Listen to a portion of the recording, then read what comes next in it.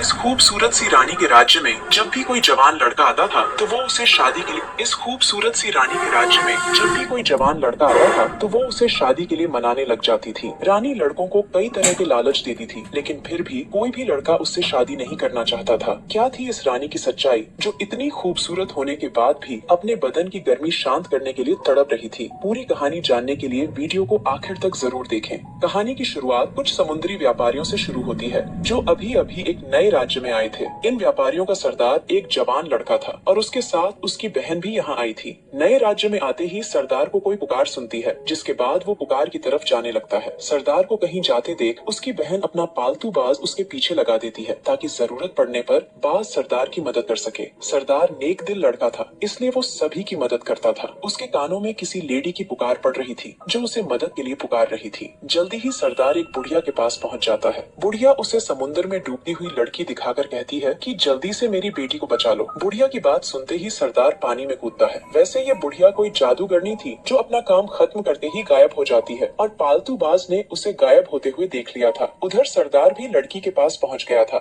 वो जैसे ही लड़की को पकड़ने लगता है तो लड़की एक समुद्री तूफान में बदल जाती है। इससे पहले कि सरदार कुछ समझ पाता, समुद्री तूफान उसे चपेट में लेकर कहीं जाने लगता है। पालतू बाज ने ये भी देख लिया था कि तूफान सरदार को किस दिशा की तरफ लेकर जा रहा है। कुछ देर बाद सरदार खुद को एक नई जगह पर पाता है। वो जैसे ही उठकर इस नई जगह को देखने लगा तो उसकी नजर यहाँ की रानी पर पड़ती है। सरदार जल्दी जल्दी रानी को हेलो कहता है और खूबसूरत रानी भी उसका स्वागत करती है। रानी जब उसके पास आती है तो उसकी नजर सरदार की छाती पर पड़ती है जो तूफान के कारण जख्मी हो गई थी। जख्म देखते ही रानी उसे अपने जादू से ठीक कर देती है। अब रानी एक जगह बैठकर सरदार को अपने पास बैठने को कहती है। सरदार मना करता है, जिसे सुनकर रानी अपने सैनिकों को तैयार होने को कहती है। सैनिकों को देखकर सरदार रानी के पास बैठ गया, जिसके बाद रानी उसे चूमती है। सरदार उसे रोककर पूछता है कि तुम ये सब क्यों कर रही हो? रानी बताती है कि मैं तुमसे शादी करना चाहती हूँ ताकि तुम मेरे बदन की गर्मी शांत कर सको। सरदार पूछता है कि अगर मैं तुम्हारी बात ना मानूं तो तुम क्या करोगी? रानी कहती है कि तुम ऐसा नहीं कर सकते, तुम्हें मुझसे शादी करनी ही पड़ेगी और मेरे साथ यही रहना पड़ेगा। मैं तुम्हें वो हर चीज दूंगी जिसके तुम आज तक सिर्फ सपने ही देखते रहे हो। दूसरी तरफ बाज बाकी व्यापारियों की तरफ जा रहा था ताकि वो उन्हें सरदार के बारे में बता सके। उधर सरदार की टीम को भी पता चल गया था कि उनका सरदार मुसीबत में है। दूसरी तरफ रानी सरदार को शादी के लिए मना रही थी, लेकिन सरदार उससे शादी करने के लिए नहीं मान रहा था। इसी बीच एक सेविका गलती से एक फल गिरा देती है, जिससे गुस्सा होकर रानी उसे भस्म कर देती है।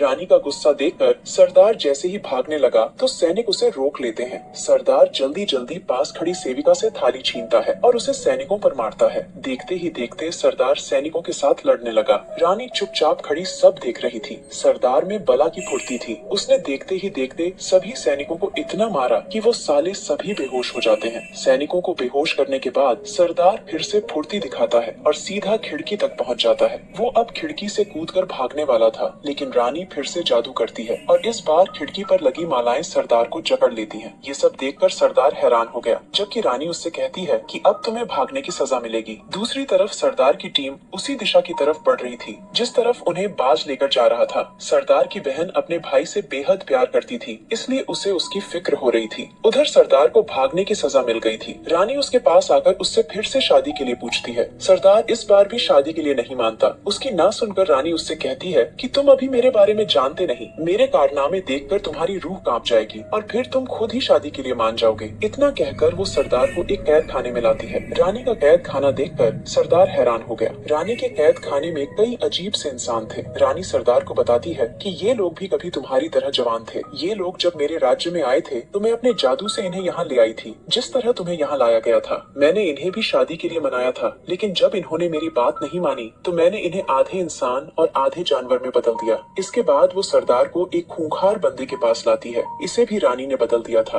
रानी सरदार से कहती है कि मुझे तुम बेहद पसंद हो, इसलिए मैं तुम्हें बदलना नहीं चाहती। मैं तुम्हें भागने का एक मौका देना चाहती हूँ। मेरे इशारे पर तुम यहाँ से भागोगे और मैं तुम्हारे पीछे जानवर लगा दूंगी। अगर तुम उसके हाथों से बच गए तो मैं तुम्हें आजाद कर दूंगी। इतना कहकर वो सरदार को भागने का इशारा करती है, जिसके बाद सरदार वहाँ से भागता है और उसके भागते ही जानवर का पिंजरा खोल दिया जाता है। कुछ देर बाद सरदार जंगल में भाग रहा था और उसके पीछे खूंखार जानवर लगा हुआ था। भागते भागते सरदार को एक सैनिक नजर आता है जिसका पूरा शरीर लोहे से कवर था। सरदार जैसे ही उससे मदद मांगता है तो वो साला उस पर ही हमला कर देता है। सरदार किसी तरह उससे भी बचकर भागता है, लेकिन किसी लकड़ी से टकरा टकराकर गिर जाता है। वो जल्दी जल्दी पास पड़ी लकड़ी उठाता है और फिर उसी से सैनिक का मुकाबला करने लगता है। जादुई सैनिक की ताकत देखकर सरदार समझ गया था कि इसे रानी ने ही भेजा है, क्योंकि वो धोखेबाज उसे हर हाल में मारना चाहती थी। वैसे भी रानी किसी इंसान से प्यार नहीं करती थी, क्योंकि उसे तो अपने जादू से प्यार था। सरदार अपनी सूझबूझ का इस्तेमाल कर किसी तरह सैनिक को मार देता है। उधर सरदार की टीम को एक टापू नजर आ गया था। टापू देखकर वो समझ गए थे कि उनका सरदार वही हो सकता है। दूसरी तरफ सरदार तेजी से भाग रहा था, क्योंकि उसके पीछे जानवर लगा हुआ था।